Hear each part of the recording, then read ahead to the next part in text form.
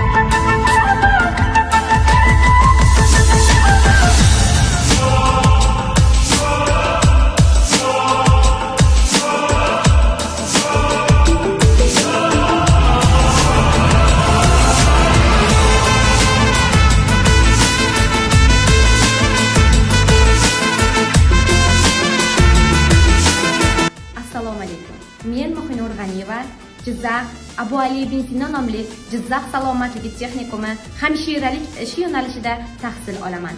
Hamshiralik kasbi bu faqatgina ish emas, bemorlarga g'amxo'rlik berish, ularga mehr ulashish kasbidir. Hamshiralik yo'nalishida biz nafaqat nazariy, balki amaliy ko'nikmalarni ham birgalikda davom ettiramiz.